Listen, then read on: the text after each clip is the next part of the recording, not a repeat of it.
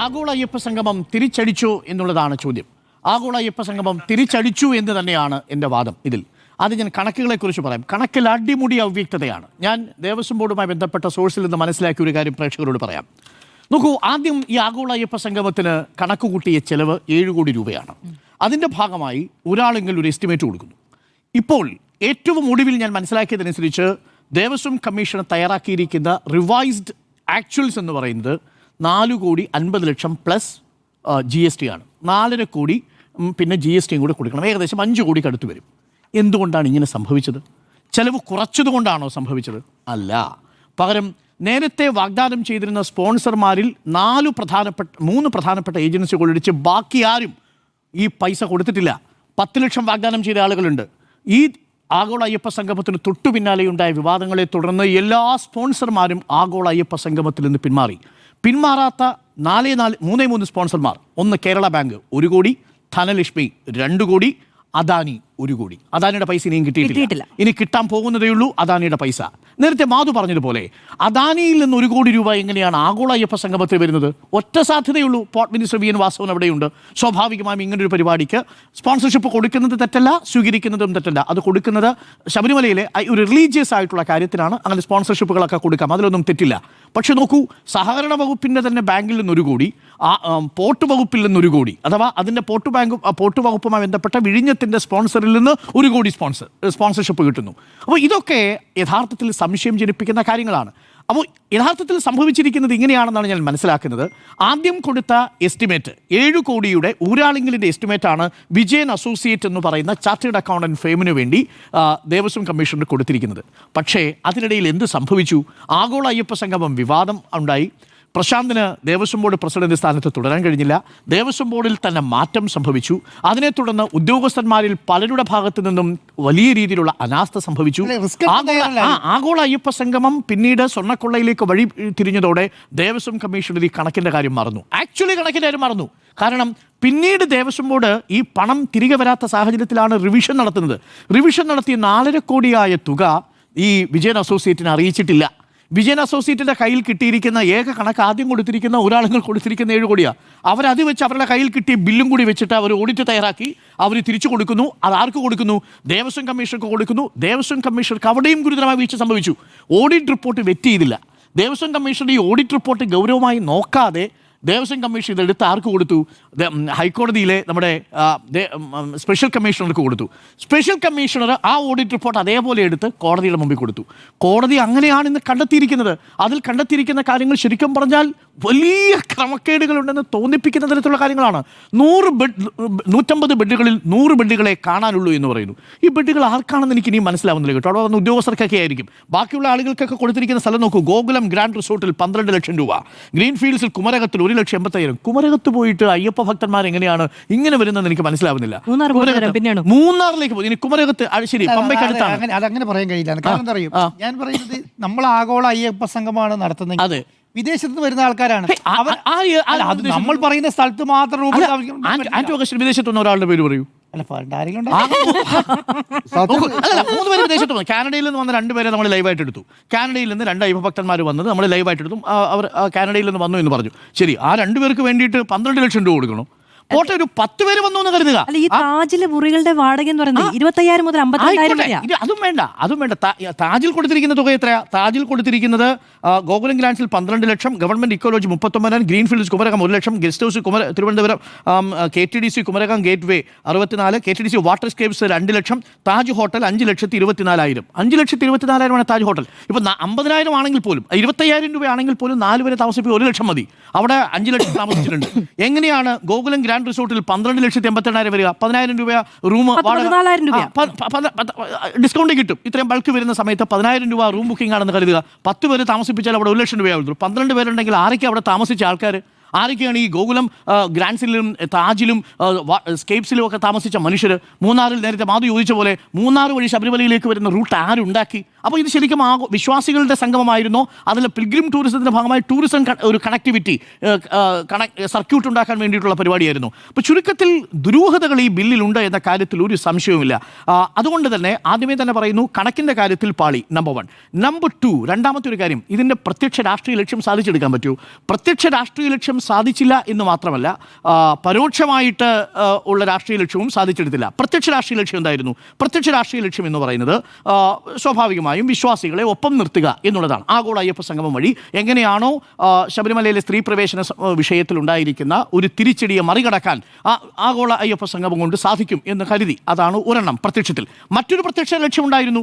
1033 കോടി രൂപയുടെ ശബരിമലയുടെ മാസ്റ്റർ പ്ലാനുമായി ബന്ധപ്പെട്ട് 3 ഘട്ടങ്ങളിലായിട്ട് നടപ്പിലാക്കേണ്ട വികസന പദ്ധതികൾ.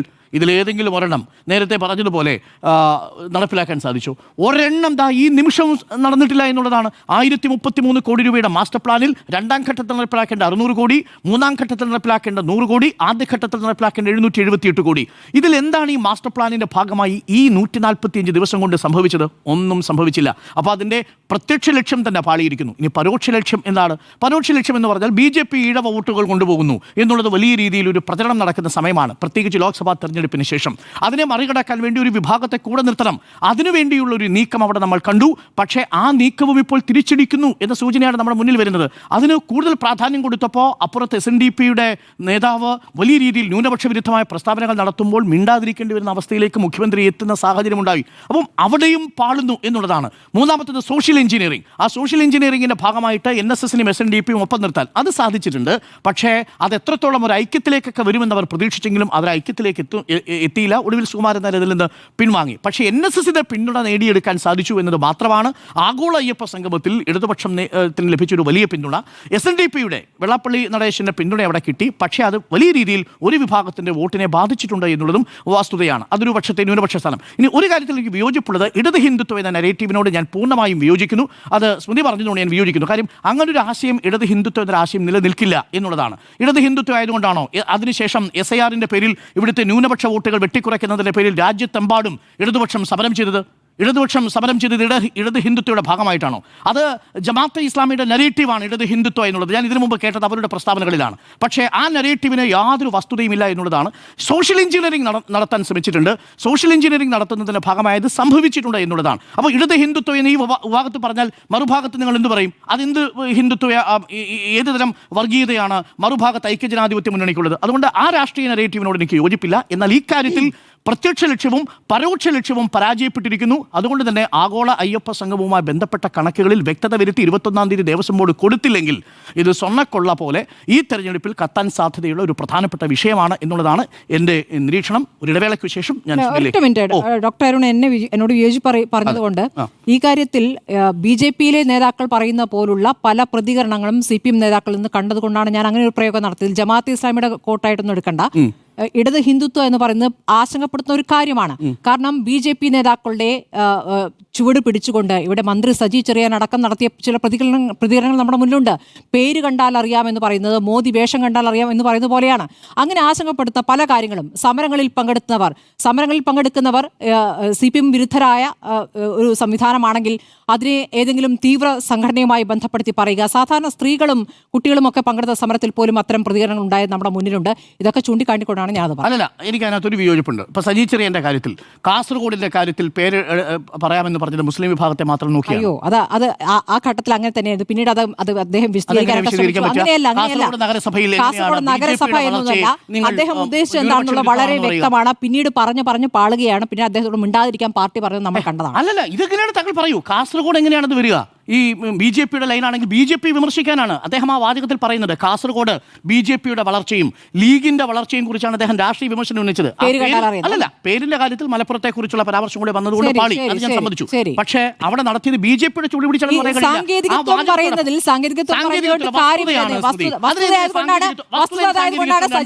മിണ്ടാതിരിക്കാൻ പാർട്ടി പിന്നീട് പറഞ്ഞത്.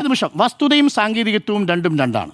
വസ്തുതയുടെ കാര്യമായിട്ട് പറഞ്ഞത്. ഇനി വേറൊരു കാര്യം നേരത്തെ സ്മൃതി പറഞ്ഞല്ലോ, ഇതിൽ പല വിഷയങ്ങളിലും BJPയുടെ ചുവട് പിടിച്ചുകൊണ്ടാണ് പറയുന്നത്. BJPയുടെ ചുവട് പിടിച്ചുകൊണ്ട് ഏത് കാര്യമാണ് മുഖ്യമന്ത്രി പറഞ്ഞത്? BJP മുസ്ലിം ന്യൂനപക്ഷത്തിനെതിരെ പറയുന്ന പല പ്രയോഗങ്ങളും അയ്യോ ഇതെന്താ CPM നേതാവിൽ നിന്ന് കേൾക്കുന്നത് എന്ന് ഭയപ്പെടുന്ന രീതിയിലുള്ള പ്രതികരണം മുസ്ലിം ന്യൂനപക്ഷത്തിനെതിരായിട്ട് പറഞ്ഞ ഒരു വാചകം പറയൂ.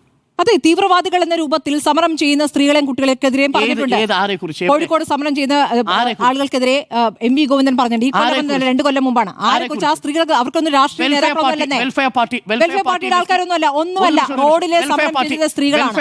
വെൽഫെയർ പാർട്ടിയെ കുറിച്ചോ അതല്ലെങ്കിൽ ഞാൻ വെൽഫെയർ പാർട്ടിയെ കുറിച്ചല്ല പറയുന്നത്. ഒരിക്കലും. അതാണ് അങ്ങയുടെ പ്രശ്നം. ഇതാണ് ഈ പറയുന്ന സമരത്തിൽ പങ്കെടുക്കുന്ന എല്ലാവരും ഈ പറയുന്ന വെൽഫെയർ പാർട്ടിയാണ് എന്ന രൂപത്തിൽ അവരെല്ലാന്നേ അങ്ങനെയൊന്നുള്ളവരൊന്നുമല്ല സമരത്തിൽ പങ്കെടുത്തത്. എന്റെ ഓർമ്മയിൽ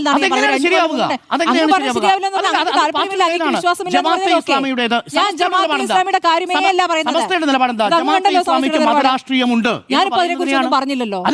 ഞാനിവിടെ മതരാഷ്ട്രീയത്തെ പറഞ്ഞില്ലല്ലോ. വിമർശിക്കുമ്പോൾ മുസ്ലിം വിഭാഗത്തെ വിമർശിക്കുന്നു എന്നുള്ള നരേറ്റീവ് ഞാൻ ആ വിഷയമേ അല്ല പറഞ്ഞത്. സമരങ്ങളുമായി ബന്ധപ്പെട്ടാണ് പറഞ്ഞത്. ഇതാണ് ഞാൻ പറയുന്നത്. ഒരു കാര്യം പറയുമ്പോഴേക്കും നിങ്ങൾ അത് ഉടനെ മതരാഷ്ട്രവാദത്തിലേക്ക് കൊണ്ടുവരുന്ന ഒരു ട്രിക്കാണ്. ആ ട്രിക്ക് നിങ്ങൾക്കും BJPക്കും ഒരുപോലെ ഗുണം ചെയ്യും എന്ന് CPM കരുതുന്നു. നിങ്ങൾ എന്ന് ഉദ്ദേശിച്ച CPM-നും BJPക്കും ഒരുപോലെ ഗുണം ചെയ്യുന്നു ഇപ്പോൾ CPM കരുതിയാണ്. അതാണ് ഇപ്പോൾ ചെലവാകുക എന്ന് കണ്ടുകൊണ്ടാണ് ഈ ആഗോള അയ്യപ്പ സംഗമം നടത്തിയത് തന്നെ. അതുകൊണ്ട് ഇനിയും തർക്കമില്ല. ശരി, ഇന്നിപ്പോ പണിമുടക്ക് ദിവസമല്ലേ? ഇന്ന് പണിമുടക്ക് ദിവസം ഈ പണിമുടക്കിനെ അനുകൂലിച്ചത് CPM ആണ്. പണിമുടക്ക് കേരള ബന്ധാകരുതെന്നും പണിമുടക്ക് കേരളത്തിൽ മാത്രമേ ഉള്ളൂ എന്നും പറഞ്ഞത് ശശി തരൂരാണ്. BJP അനുകൂല നിലപാട് ആരുടെയാണ്? BJP അനുകൂല നിലപാട്. ഈ പണിമുടക്ക് എന്ന് വെച്ചാൽ ഈ പറയുന്ന പണിമുടക്കിൽ നമ്മൾ ഇന്ന് കണ്ട വാർത്തകൾ എന്തൊക്കെയാണ്? ആശുപത്രിയിൽ ഡോക്ടർമാരില്ല, ആശുപത്രിയിൽ ഡോക്ടർമാരില്ലാതെ രോഗികൾ മടങ്ങി പോകുന്ന കാഴ്ചയാണ്.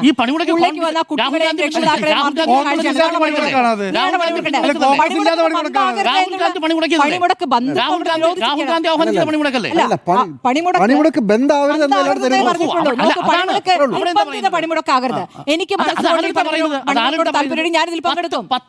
ഭാഗമാകും. കോൺഗ്രസിന്റെ അടക്കം INTUC അടക്കം 10 ട്രേഡ് യൂണിയനുകൾ ഒരുമിച്ച് നടത്തിയ സംയുക്ത പണിമുടക്കിനെയാണ് പ്രതിപക്ഷം തള്ളി പറയുന്നത്. അങ്ങനെയൊന്നും അല്ല പറഞ്ഞത്. യാത്രയുമായി ബന്ധപ്പെട്ട് മാത്രമേ അദ്ദേഹം പറഞ്ഞുള്ളൂ. യാത്ര നടത്തുന്നത് നിർത്താൻ പറ്റില്ല എന്നാണ് അദ്ദേഹം പറഞ്ഞത്.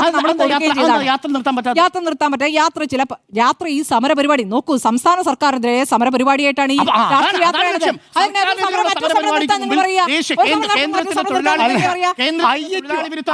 വിരുദ്ധ നയങ്ങൾക്ക് ഒരു പ്രസക്തിയില്ല.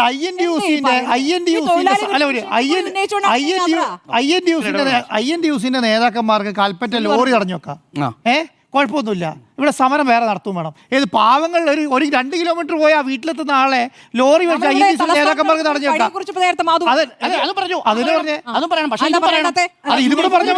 ഡോക്ടർ അരുൺകുമാർ സംസാരിച്ച സമയത്ത് പ്രത്യക്ഷമായ ലക്ഷ്യമോ പരോക്ഷമായ ലക്ഷ്യമോ മറ്റോ സാമുദായിക നേതാക്കളെ കൂടെ നിർത്തിയത് അനുകൂലമായിരുന്നു, വിജയമായിരുന്നു എന്ന് പറഞ്ഞു. അല്ല, സാമുദായിക നേതാക്കളല്ല, NSSന്റെ പിന്തുണ കിട്ടി. NSSന്റെ പിന്തുണ ഇതിന് അനുഗ്രഹാശിസിന് വേണ്ടിയാണോ? അല്ല, അനുഗ്രഹാശിസുകളല്ല. നോക്കൂ, ഈ നിലവിൽ അതിനുശേഷം NSSന്റെ റിയാക്ഷൻസ് ഏത് വിഷയത്തിലും സർക്കാരിനെതിരെ ആദ്യം പ്രതികരിക്കുന്നത് ഇതിനു വേണ്ടിയിട്ടാണോ അയ്യപ്പ സംഘം നടത്തി?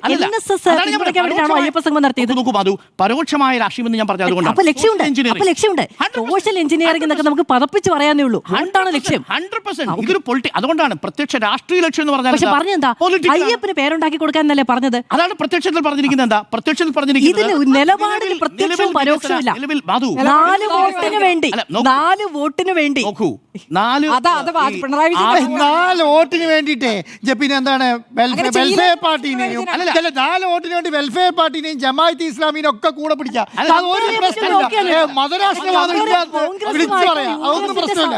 UDF-ന് നേരത്തെ പറഞ്ഞ സോഷ്യൽ എഞ്ചിനീയറുമായിട്ട് കമ്പയർ ചെയ്യാൻ തയ്യാറാണെങ്കിൽ ഓക്കെ, തയ്യാറല്ലെങ്കിൽ കേരളത്തിലുള്ള എല്ലാ പൊളിറ്റിക്കൽ നീക്കങ്ങളിലും ഒരു സോഷ്യൽ എഞ്ചിനീയറിംഗ് തിരഞ്ഞെടുപ്പിനെ മുന്നിൽ കണ്ടുകൊണ്ടുള്ളതാണ്. That's A fact. അത്രയും പറഞ്ഞുള്ളൂ. ആരും നിഷേധിക്കില്ല.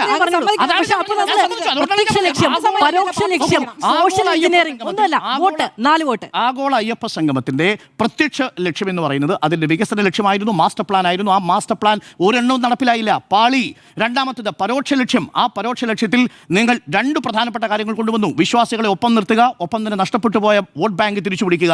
ആ ലക്ഷ്യം പാളുന്നു എന്നുള്ളതാണ് ഇപ്പോൾ ഏറ്റവും ഒടുവിൽ വരുന്ന പരോക്ഷ ലക്ഷ്യം നടപ്പിലാക്കാൻ ഇറങ്ങി പുറപ്പെടുന്നവരെയാണ് നഷ്ടപ്പെട്ടു എന്നുള്ളതാണ്. പക്ഷെ നോക്കൂ, ഇതേ കാര്യം തന്നെ സ്വർണ്ണക്കൊള്ളയിൽ തെരഞ്ഞെടുപ്പുമായി ബന്ധപ്പെട്ടുകൊണ്ട് രാഷ്ട്രീയ വിഷയമാക്കിയത് മറുഭാഗത്ത് കോൺഗ്രസ് ആണ്. ബാക്കി കാര്യങ്ങൾ മറച്ചു വെച്ചു. പാരണിപ്പാട്ടിൽ എന്താ സംഭവിച്ചത്? എന്താ ഒടുവിൽ അടൂർ പ്രകാശിന് മറുപടി ഇല്ലാതെ പോകുന്നത്?